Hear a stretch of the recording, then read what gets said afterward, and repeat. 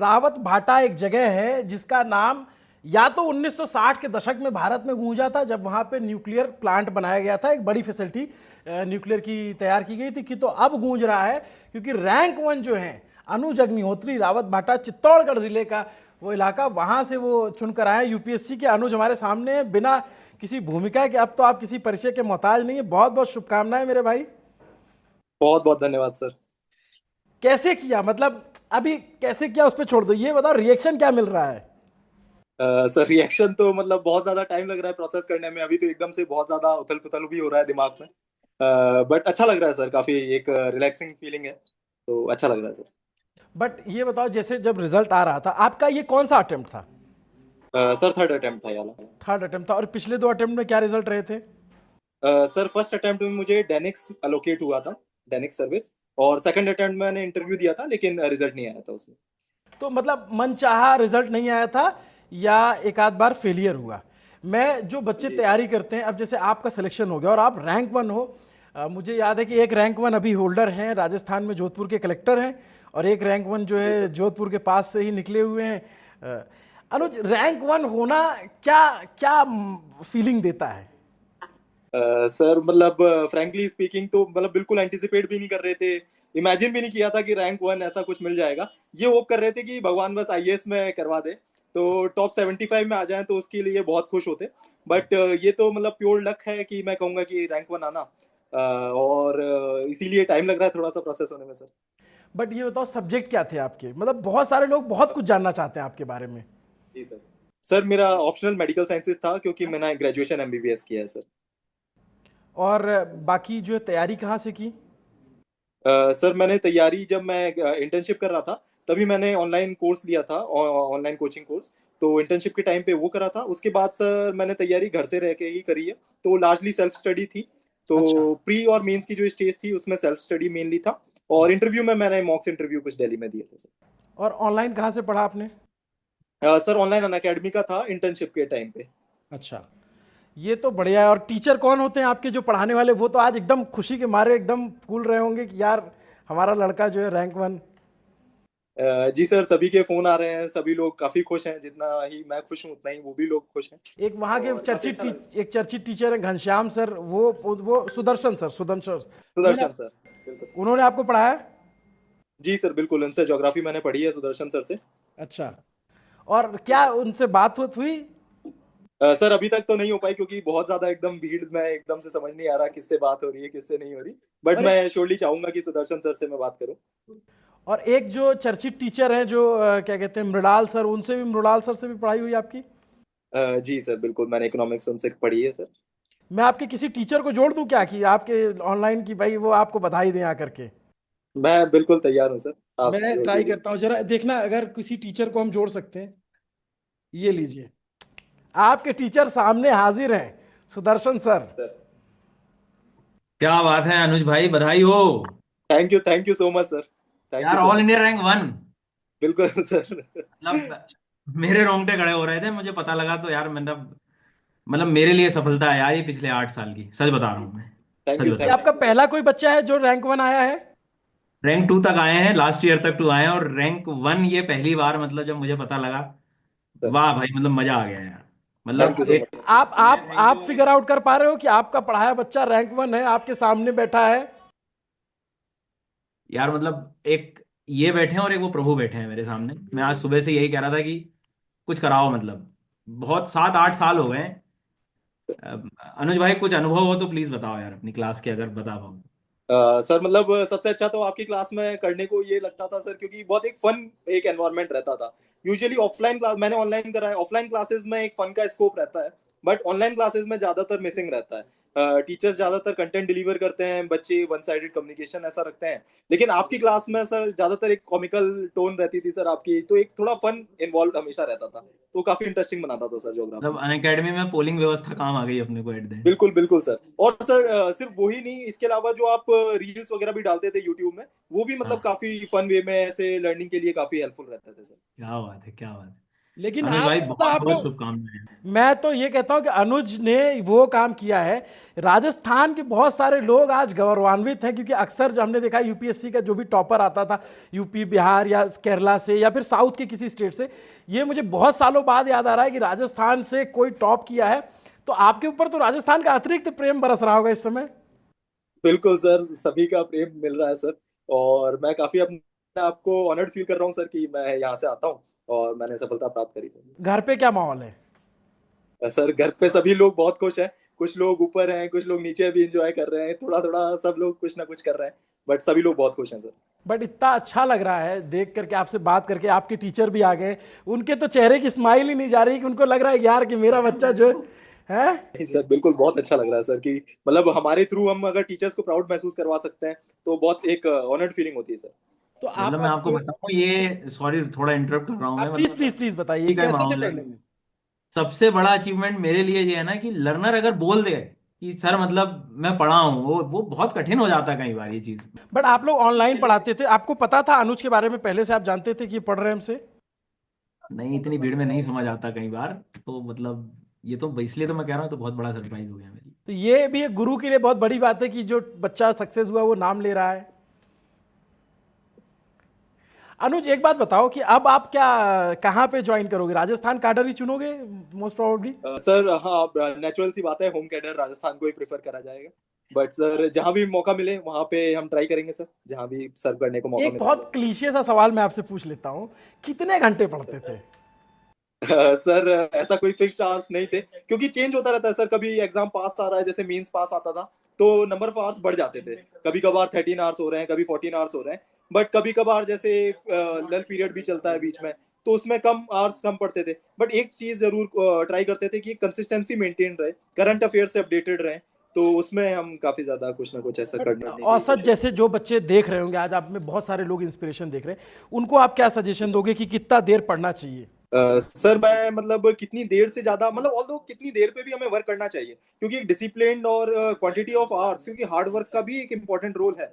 Not just smart work, but एक हमें hard work पे नो डाउट कम काम करना चाहिए। तो मुझे लगता है कि अगर हम 7 से 8 घंटे डेडिकेटेड दे सकते हैं तो वो मोर देन इनफ है। और इसके साथ साथ हमें एक बहुत स्ट्रेटेजिकली सब चीजें चूज करनी चाहिए। हमारा ऑप्शनल क्या होने वाला है, हमारे प्रीलिम्स के क्या सब्जेक्ट होने वाले हैं, हम मेंस किस तरह से अप्रोच करेंगे, आंसर राइटिंग वगैरह। तो मतलब मुझे लगता है कि इन सब चीजों से हो सकता है।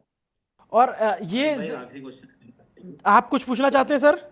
हाँ, बस एक एक छोटा सा सवाल है। जी। बस ठीक है, इस बार एग्जाम आ ही रही है, बस बहुत बहुत बहुत कम समय रहा, तो मैं इनसे बस वो अनुभव पूछना चाहता हूँ कि जब इतने कम समय में आप कैसे मैनेज करते थे, ताकि हम लर्नर्स को कुछ एक अच्छा संदेश दे पाएं, बता पाएं क्या स्ट्रेटेजी रहती थी इतने कम टाइम की आपकी। जी सर, तो जैसे मतलब अगर मैं आपके डोमेन स्पेसिफिक बात करूं तो मैपिंग का काफी ज्यादा सिलेबस आता है और ज्योग्राफी पे काफी क्वेश्चंस आते हैं। तो सर जैसा कि आप भी क्लासेस में कराते थे, तो एनसीईआरटी तो सर बहुत अच्छी बनी हुई है ज्योग्राफी की। तो उस पे नो डाउट बहुत अच्छे से वर्क करना है। बाकी मैपिंग के लिए अगर बहुत अच्छा से एक मतलब क्यूरियोसिटी अगर खुद के अंदर हो, तो मैपिंग का कोई भी अगर सिटी अगर न्यूज में भी आ रही है तो फटाफट जाके गूगल में जाके उसको एक बार चेक कर लेना, तो बार बार मल्टीपल रिविजन्स करके एक दिमाग में क्लैरिटी आ सकती है सर। और अनुज एक बात बताओ आप कि जैसे सर ने बताया कि ऐसे पढ़ना चाहिए, जैसे आप पिछली बार फेल हुए, तो फेलियर क्या सक्सेस का रास्ता खोलता है कहीं से? सर वैसे तो मैं चाहता था कि फर्स्ट अटेम्प्ट में ही सब कुछ अच्छा मिल जाए, और हमेशा मैं चाहता ही हूँ कि फर्स्ट अटेम्प्ट ही बेस्ट अटेम्प्ट हो सकता है बच्चों का। But sir failure no doubt कुछ ना कुछ आपको अच्छा ही सिखा के जाता है। आपको फोर्स करता है कि आप अपनी स्ट्रेटजी को रियलाइज करें, चेक करें कि मैं क्या बेटर कर सकता हूँ। तो इसी चीज के लिए सर कि मतलब हर चीज एक अच्छा ही चीज होती है। और क्या स्ट्रेटजी में चेंज किया आपने? सर मुझे लगता था कि मैं आंसर राइटिंग थोड़ी सी कम कर रहा हूँ। मैं आंसर राइटिंग करता था लेकिन पूरे फुल लेंथ पेपर नहीं देता था। तो मैंने जो थर्ड अटेम्प्ट में ये ट्राई करा कि मैं पूरा 3 घंटे बैठ के 20 क्वेश्चन अटेम्प्ट करने का ट्राई करूं, rather than aiming for perfection कि मैं एक क्वेश्चन बहुत परफेक्ट लिख सकूं। इसकी जगह मैं ट्राई करता था पहले मैं 20 क्वेश्चन स्टिपुलेटेड टाइम में पूरा कंप्लीट कर सकूं। एक बात और बताओ, बड़ा मिथक चलता है कि आईएएस वाला जो इंटरव्यू होता है उसमें सवाल बड़े अजीब अजीब से पूछे जाते हैं कि जिस सीढ़ी से चल के आओ, कितनी सीढ़ी थी, पीछे दीवार का कलर कौन है। हमें ऐसे फिल्मों में या तमाम जगहों पे दिखाया गया। आपसे क्या सवाल पूछे गए थे? सर मुझसे भी थोड़ा सा मैं कहूंगा विचित्र ही कहूंगा, क्योंकि ये हाँ मैं एंटिसिपेट करके नहीं जा रहा था। जो हाँ। मैं घुसा था क्योंकि मेरा बैकग्राउंड मेडिकल साइंसेज का है। तो हाँ सर ने मुझे जाते ही सबसे पहले तो कॉन्ग्रेचुलेट कर रहा था, और उसके बाद कहा था कि मान लो कि आप सिविल सर्वेंट भी हैं और आप डॉक्टर भी हैं, तो आप किस तरह की सर्जरी अब करेंगे आगे एडमिनिस्ट्रेशन में, और आपके टूल्स क्या होने वाले हैं। ठीक तो है। ये क्वेश्चन काफी मुझे अच्छा लगा था। हाँ। एंड इसके अलावा सर कन्वेंशनल क्वेश्चंस होते हैं, जहां से मैं आता हूँ राजस्थान से, राजस्थान के बारे में क्वेश्चंस थे। फिर इसके बाद मेरी करंट सर्विस के बारे में कुछ क्वेश्चंस थे। लार्जली क्वेश्चंस थे सर मेडिकल साइंसेज के, क्योंकि मेरा बैकग्राउंड वो है, तो हेल्थ बेस्ड क्वेश्चंस काफी थे सर। मतलब इंटरव्यू इसी से तय होता है कि आप कहाँ से हैं, वहां से शुरुआत होती है, आपने क्या पढ़ाई की, उसी के इर्द गिर्द पूछा जाता है इंटरव्यू में ज्यादातर। सर लार्जली तो मेरा यही एक्सपीरियंस है 3 इंटरव्यू के बाद, कि आपका बैकग्राउंड क्या है, एजुकेशनल बैकग्राउंड, या फिर आप कहाँ के रहने वाले हैं, वर्क एक्सपीरियंस, यही चीज मुख्यतः डिसाइड करता है किस तरह से क्वेश्चंस आपसे पूछे जाने हैं। बट अनुज एक बात बताओ, जैसे हम पढ़ते हैं कि दो तरह के इंटरव्यू होते हैं, एक जिसमें इंटरव्यूअर आपको अपनी दिशा में ले जाए, और एक जिसमें जो आप जो इंटरव्यू दे रहा है वो इंटरव्यूअर को अपनी दिशा में ले जाए। आपने क्या किया था, उनकी दिशा में गए थे या उनको अपनी दिशा में खींचा था?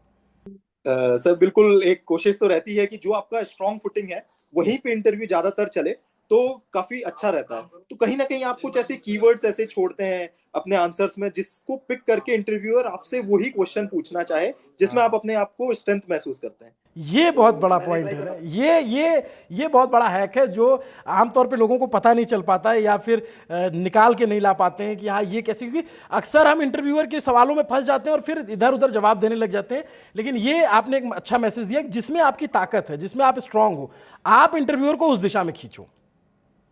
जी जी जी सर। एक एक और फैटर्निटी है जो बहुत ज़्यादा खुश है, वो है डॉक्टर फैटर्निटी। मैं देख रहा हूं कि बहुत सारे डॉक्टर्स जो है, मैं आखिरी सवाल है ये, कि बहुत सारे डॉक्टर्स, बस ये लास्ट सवाल है, कि बहुत सारे डॉक्टर्स ट्वीट कर रहे हैं, बहुत सारे डॉक्टर बधाई दे रहे हैं। क्या डॉक्टरी की पढ़ाई कितनी हेल्प की आपको इसमें? सर मेरा क्योंकि बैकग्राउंड मेडिकल साइंसेज का है और ऑप्शनल भी मेरा मेडिकल साइंसेज था, तो डेफिनेटली वहां से मुझे काफी कुछ हेल्प करा। और sir rather than just personal level पे, प्रोफेशनल लेवल, दोनों पे मुझे लगता है जो पर्सनैलिटी डेवलपमेंट कॉलेज लाइफ में हुआ है, तो वो कहीं ना कहीं डेफिनेटली हेल्प करता है sir. Thank you so much Anuj, Chittorgarh की शान, राजस्थान की शान, आपको मैं बहुत बहुत रसगुल्ले बधाई। बांटने वाला हूँ आपकी जगह। Thank you so much sir, thank you so much sir. मैं चलते, आप डिस्कनेक्ट हो सकते हैं, मैं सुदर्शन जी से का सवाल पूछ लेता हूं। सर कैसा लग रहा है अब जो है एक्चुअल में, अलग ही फील आ रहा होगा या भरोसा हो रहा है, खुद को पिंच कर रहे हो? मैं मतलब सही, बिल्कुल एकदम सही वर्ड पकड़ा है आपने। वो गूज बम्स इतने हुए हैं कि वो पिंच सा महसूस हो रहा है मुझे। मतलब मैं सच बताऊं, पिछले 9-10 सालों में एक तो क्या ये प्रोसेस इतनी बड़ी है कि आप 3-4 साल के आपके एफर्ट्स शायद पता ही नहीं लग रहे होंगे। लेकिन मैं हमेशा टीम से कहता था, मैंने कहा अपने को बस सही दिशा में चलना है, बस 3-4 साल रुको, ये भीड़ लगेगी, ये भीड़ आएगी। और टचवुड लास्ट ईयर 2 साल से AIR 2 के लर्नर्स मुझे मिल रहे थे प्रॉपर, उन्होंने ऐसी बात करी। फिर भी ना अंदर से ना एक कमी रहा कि यार वन, यार मतलब क्या कहाँ चीजें छूट रही हैं, पूरा एफर्ट लगा दी, मतलब पेट की आंतें दुखाती हैं यार मेरी तो, मतलब पढ़ाते पढ़ाते।